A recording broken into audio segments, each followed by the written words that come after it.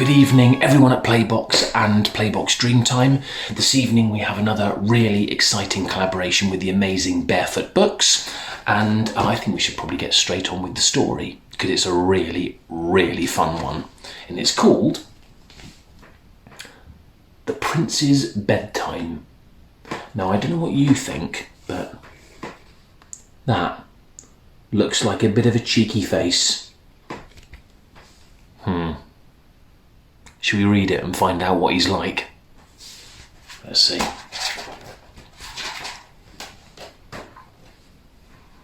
In a faraway kingdom, a long time ago, when bedtime drew near, the prince shouted, "No!"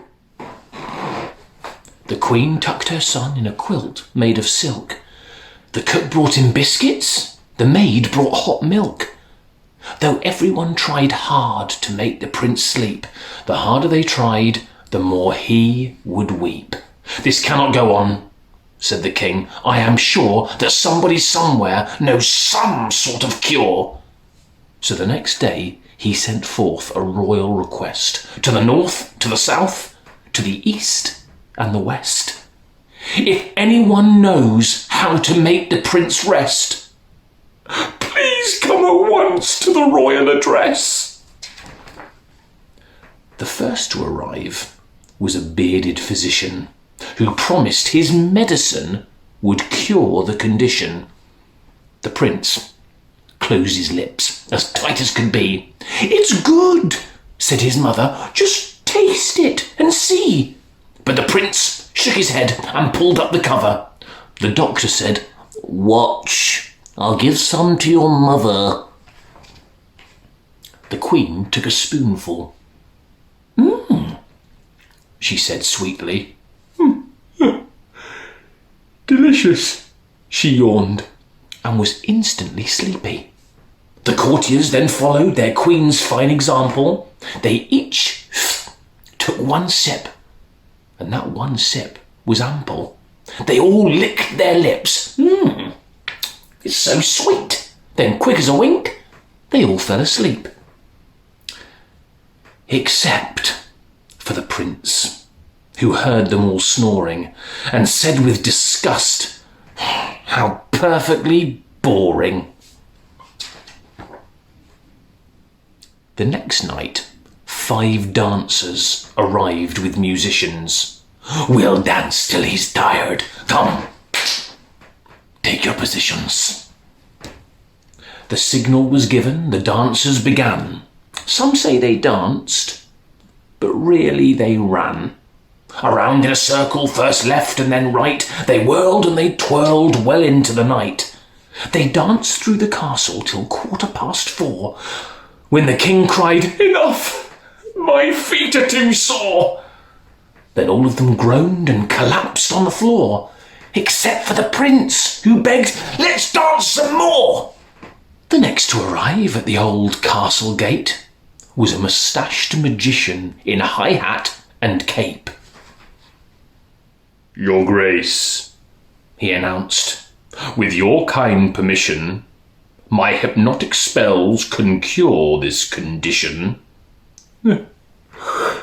"Proceed," the king yawned. "Do what you can." "I'll start with some tricks," the magician began.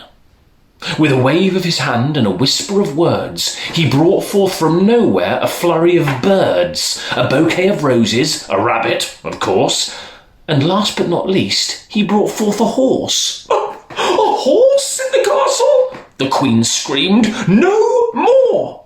"Guards!" called the king. "Show him the door." "Oh, why?" the prince cried. "Can't I have a ride?" The next night at bedtime, the prince got a present. A feather-down quilt stuffed with feathers of pheasant. "Sire," said the peasant who brought him the present, "the prince cannot sleep in a bed that's unpleasant. Try this, little boy. It's as soft as new snow. You'll drift off to dreamland. You'll love it, I know." The prince was so happy he jumped in head first. He jumped in so hard that the feather quilt burst. Wheezed the king. Sneezed the queen.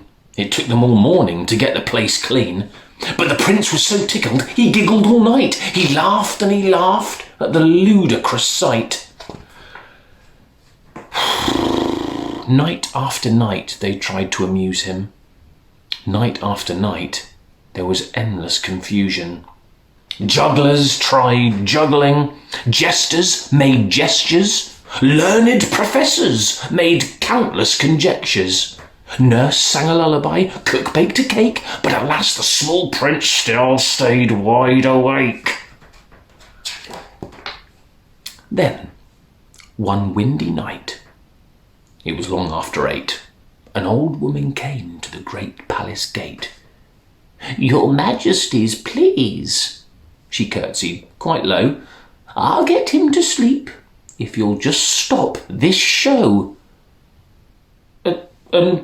What do you do? Do you dance? Can you sing? What's in your bag? What did you bring?" "Of course I can dance. And I do love to sing. But for bedtime," she said, "I've the very best thing." Reaching into her basket, she pulled out a book and said to the prince, "I'll read while you look." "But where are the pictures?" he asked in surprise. "You'll see them," she said, "if you just close your eyes." So that's what he did. He shut his eyes tight. And soon after that, fell asleep for the night. I think I'll be pretty tired after all that activity. Another really fantastic story. Thank you so much, Barefoot Books, and I shall see you all very soon again for another bedtime story. Night night, Playbox. Take care.